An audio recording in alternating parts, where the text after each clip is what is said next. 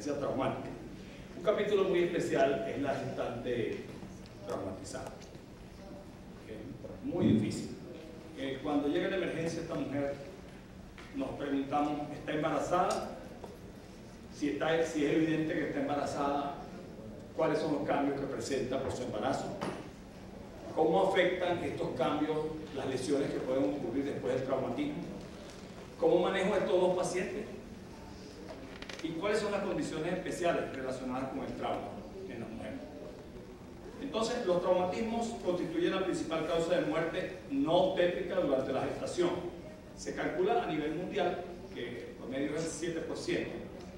Y la mortalidad fetal en ellos, dependiendo de la gravedad del traumatismo, oscila entre el 3.4 y el 38%.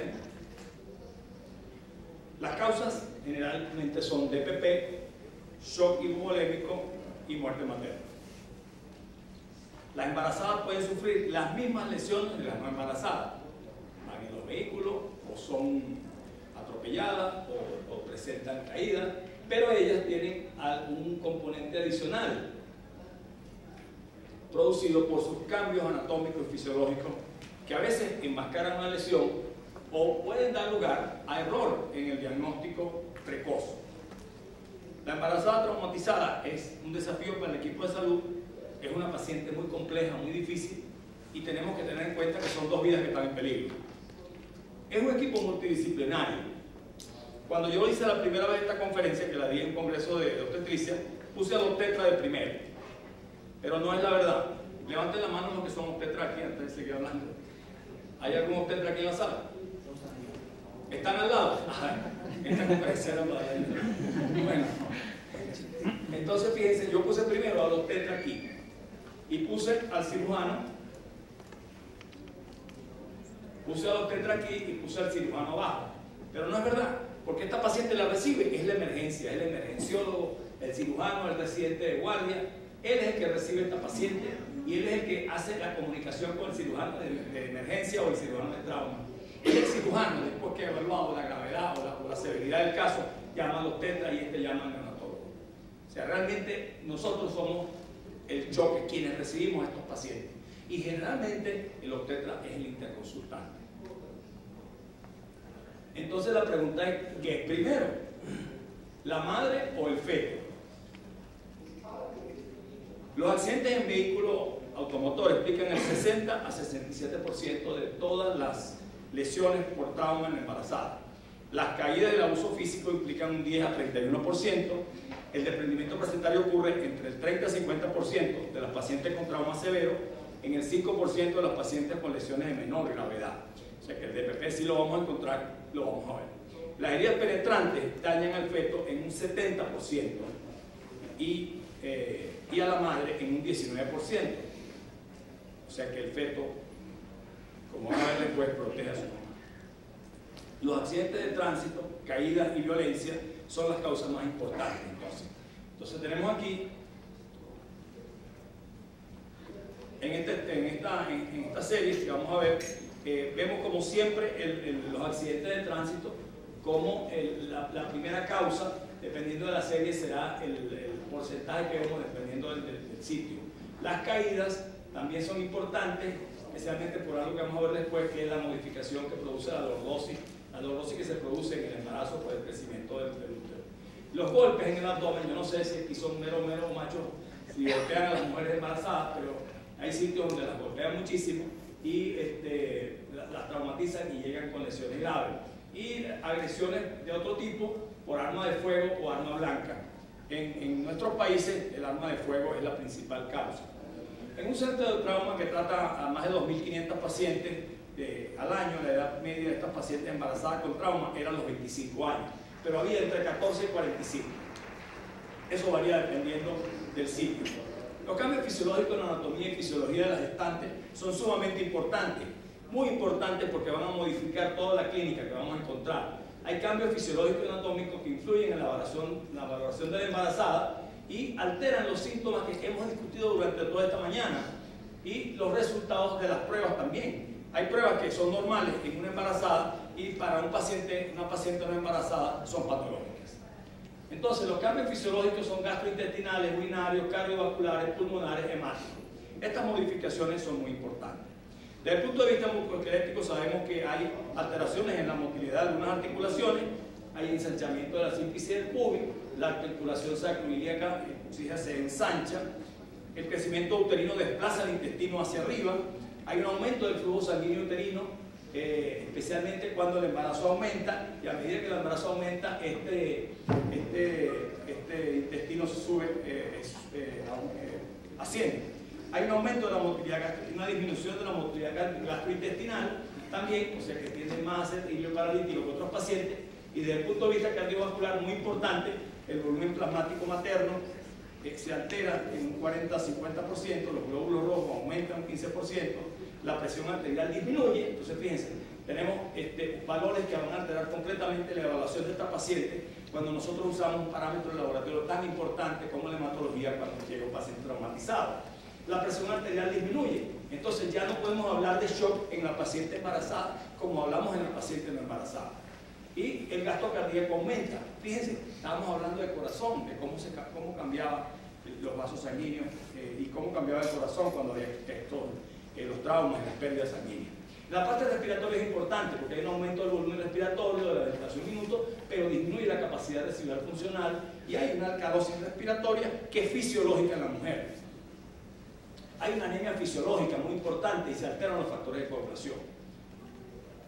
En la vía aérea superior tenemos que edema de la mucosa de la vía aérea, aumenta el peso materno, crecimiento de las mamas, aumenta el consumo de oxígeno y finalmente en riñón vamos a ver, fíjense, aumento del flujo sanguíneo renal, disminución del albúmina y la creatinina y puede haber una hidronefrosis fisiológica, especialmente del lado derecho. Aquí tenemos los cambios referidos y cómo repercuten. Por ejemplo, el aumento del volumen sanguíneo, ¿en qué repercute? En que es más tardío los signos de depresión de volumen. O sea que ella tiene una anemia fisiológica, tiene un aumento de su hemoglobina y a la vez del número de glóbulos rojos, estos signos nos van a retrasar el diagnóstico, ¿verdad? El aumento de la frecuencia cardíaca nos va a enmascarar y la disminución de la presión arterial nos van a enmascarar los signos de shock precoces que en otros pacientes serían fáciles de detectar.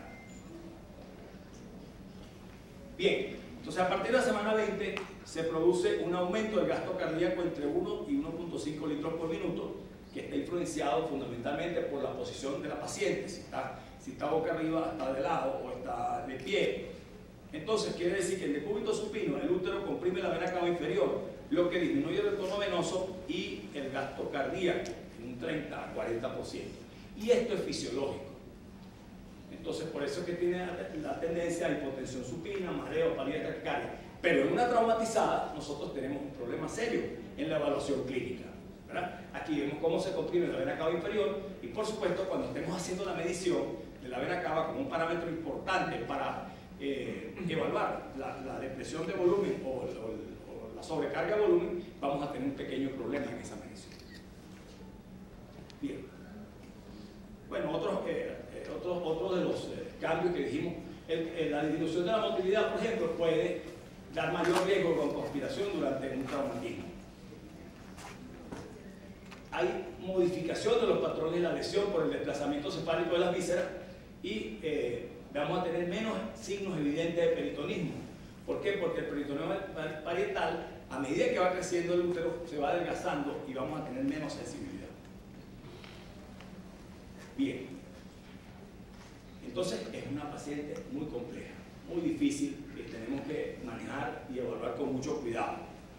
La hiperlordosis, como dijimos, da un aumento importante en las caídas con respecto a los pacientes no embarazadas. Los mecanismos cardiovasculares tienden a compensar a la madre sobre el feto. El objetivo es la madre. El estado hiperdinámico hace que la paciente pueda perder hasta el 35% de su volemia sin modificar significativamente su tensión arterial. Pero el feto entra en shock. Porque los mecanismos de compensación cardiovasculares tienden a mantenerla a ella viva. Pero el feto va a sufrir. Entonces nosotros tenemos que actuar antes de que la paciente tenga signos de shock. porque cuando hay shock hay vasoconstricción uterina y hay disminución de la perfusión uterina y quien sufre es el feto. Ahora, ¿cuáles serían las medidas salvadoras en este paciente que llega traumatizado? Bueno, reposición de volumen con cuidado en una mujer joven, oxigenoterapia, ponerla en el cúbito lateral izquierda y nunca usar drogas vasoactivas, porque si nosotros queremos mejorar la tensión de la paciente usando vasoactivo, vamos a hacer una vasoconstricción uterina mayor, que va de mayor nivel, que va a comprometer seriamente al feto. Bueno, este es un organigrama de cómo se manejan las gestantes, ¿verdad? Cómo hacer las medidas de soporte vital. La posición del cúbito lateral izquierdo, como hemos explicado, evita la compresión de la vena cava, nos da una estabilidad hemodinámica y tenemos que hacer la reposición de la volemia, evaluamos a la paciente y vamos compensando los líquidos y la sangre que haga falta. Mantenemos la vía aérea permeable como la primera medida que hemos enseñado, dándole oxigenoterapia, y eso mantendría un nivel de perfusión sobre el feto más adecuado. Ahora, si hay lesiones específicas, ruptura uterina, bronquio placentario, ruptura de membrana, hemorragia, parto prematuro, pues entonces las medidas serán diferentes y habrá que trabajar como todo en este paciente como un equipo multidisciplinario. Entonces, existen protocolos que tratan a esta paciente, para el manejo de esta paciente hospitalizada. El PHTLS, que ustedes lo conocen, que es el protocolo de manejo del paciente prehospitalario, el ATLS, que lo discutimos esta mañana, no les eché la historia, pero bueno, se las puedo echar más tarde, el FENIX, que es el trauma, desastre y medicina de emergencia, y el MOED, que es el manejo de la embarazada traumatizada.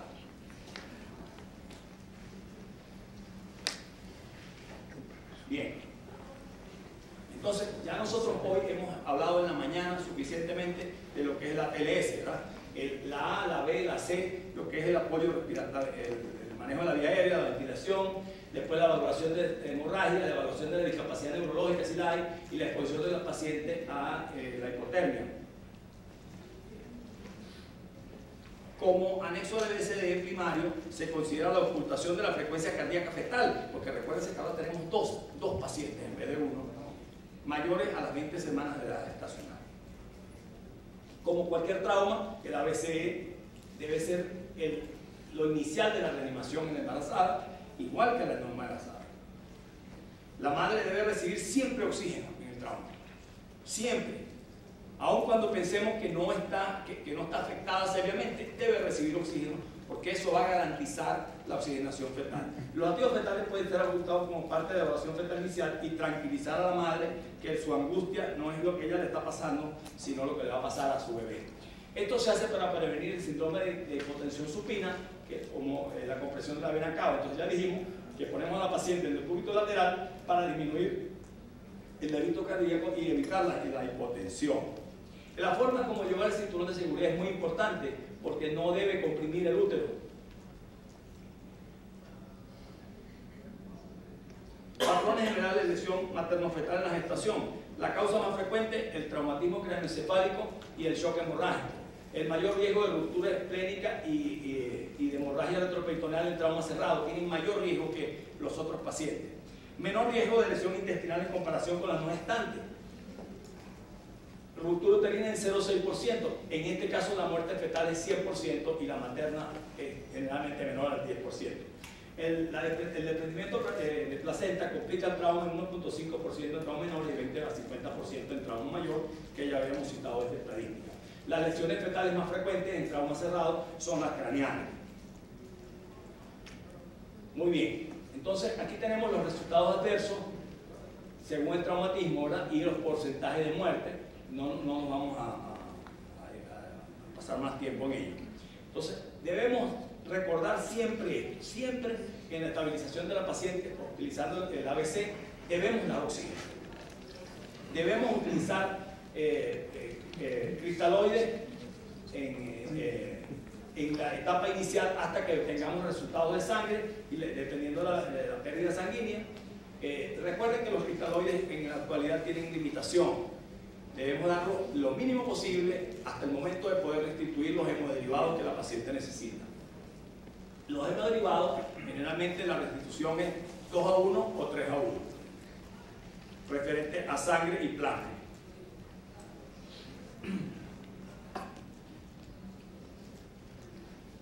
Bueno, en el survey secundario, pues entonces empezamos a examinar todo lo que es todas las lesiones que puedan aparecer. Siempre en el manejo distinguimos si tiene menos de 24 semanas o tiene más de 24 semanas de gestación. Cuando tenemos trauma penetrante, la cosa cambia, porque como dijimos que el útero desplaza las estructuras hacia arriba, quien se lleva el trauma penetrante es el feto y no la madre. Él protege a su mamá. Aumenta el riesgo de lesiones del útero y disminuye las lesiones maternas, por eso mismo que estamos diciendo, ¿verdad? El feto es el que recibe la mayor carga de gravedad, de lesión en el trauma penetrante. ¿Cuál es la utilidad del eco de la embarazada traumatizada? Establecer la edad fetal, determinar el grado de bienestar fetal, verificar la actividad cardíaca fetal en presencia de taquicardia materna. Eso estamos hablando del eco fetal. Ya hablamos del eco trauma. Confirmar la muerte fetal, evaluación del volumen diagnóstico, sospecha de lesión de presencia de membrana, ruptura prematura de membrana, estudio de la localización y posibles lesiones placentarias. Bueno, aquí la clínica, como siempre hemos dicho, es buena, pero es tardía. La pregunta y la respuesta, ¿qué es lo primero? ¿La madre o el feto? Siempre es lo primero la madre, siempre. Porque la única posibilidad de salvar al feto es que salve a la madre. Entonces volvemos al equipo multidisciplinario. Entonces, el equipo multidisciplinario debe reunir a las personas que atienden a esta paciente cuando llegan a emergencia. El residente, el emergenciólogo, el cirujano de trauma, el cirujano general, el obstetra y el neonatólogo. Pero siempre debemos ir primero por la madre. Hemos hablado durante la mañana del FAS, hemos dicho todo lo que es el FAS. La radiología en ella está muy limitada, ya lo sabemos. Entonces el FAS es nuestra gran ayuda, tanto en la evaluación propiamente de FAS, que es la búsqueda de líquido, como en el estudio integral, donde podemos evaluar mayormente si hay lesión de vísceras macizas, que son las más involucradas, o lesión de vísceras huecas. También evaluamos el tórax, que ya lo hemos dicho muy bien. Repitiendo lo mismo, en un estudio muy rápido, y evaluamos los puntos en el abdomen. La premisa es la misma, son 2 pacientes en vez de 1, pero aquí el diagnóstico precoz es muy importante porque, como vimos, la alteración clínica en ella va a ser muy tardía. Cuando hablamos de en quién estaba comprobado según la evidencia, que era un método excelente de diagnóstico, mencionamos a las embarazadas traumatizadas. Entonces aquí hacemos lo mismo, con un poco más de dificultad, pero repetimos los 4 puntos esenciales del abdomen que vamos a ubicar buscando la presencia de líquido en ellos para hacer el diagnóstico precoz en estos pacientes. Esto ya lo vimos durante la mañana, pero ahora tenemos una embarazada. Cuando tenemos es mejor para buscar el líquido, porque el útero nos dificulta muchísimo la búsqueda de líquido. Ya no podemos trabajar en la pelvis, que es uno de los sitios más fáciles de ubicar las colecciones por la gravedad, porque el útero interfiere ahí, ¿verdad? Entonces aquí es mejor llenar un poco la vejiga para poder ver en cortes laterales y transversales, longitudinales y transversales, la presencia del líquido. Entonces hay que esmerarse para poder ver el líquido que está presente, porque a veces la cabeza comprime y desplaza ese líquido hacia los laterales y no lo vamos a ver. Entonces hay que hacer un esfuerzo, llenar un poco la vejiga. Si está traumatizada, pues le ponemos una sonda vesical, le metemos un poquito de líquido y la clampeamos. Bueno, esto ya como lo hemos visto en la mañana. Aquí está para repetirle lo del punto pulmonar en esta traumatizada, que no le vamos a hacer radiografía, la presencia de neumotórax, que es muy importante, ¿verdad? Entonces esto es lo llamado el punto pulmonar, cuando tenemos, fíjense, la línea pleural, el desplazamiento